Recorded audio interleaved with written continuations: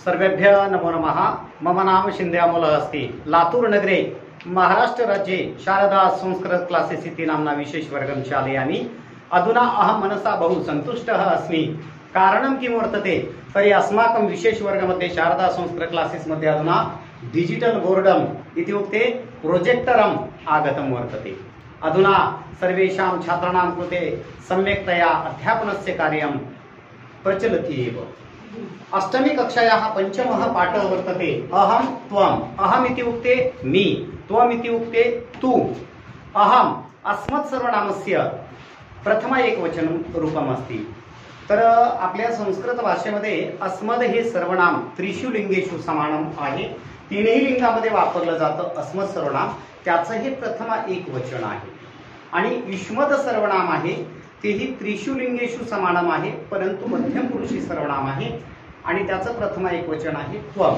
या संदर्भात आपण आता पाहणार आहोत। अहम बालकः अस्मि, मी मुलगा आहे। अहम प्रभाते स्नानं करोमि, मी सकाळी स्नान करतो, आंघोळ करतो। अहम मध्याह्ने शालां गच्छामि, मी दुपारी शाळेला जातो। अहम सायंकाले खेळामि, आणि सायंकाळी मी खेळतो। अहम रात्रो निद्राम करोमि, मी रात्री झोप घेतो।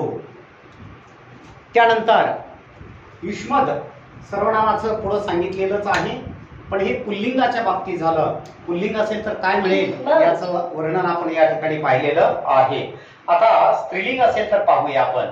अहम बालिका अस्मि, मी मुलगी आहे। अहम प्रातराशं खादामि,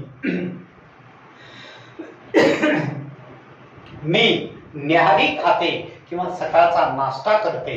अहम प्रभाते शालां गच्छामि, मी सकाळी शाळेला जाते। या ठिकाणी गच्छामि मुलगा असेल तर जातो असं म्हणतो, आणि मुलगी असेल तर गच्छामि म्हणजे जाते असं म्हणते। अहम मध्याह्ने स्वाध्यायं करोमि, म्हणजे एकंदरीत आपल्या संस्कृत भाषेमध्ये जे काही क्रियापद आहेत त्या क्रियापदांवर लिंगाचा परिणाम होत नाही, मराठीमध्ये मात्र निश्चितपणे होत असतो।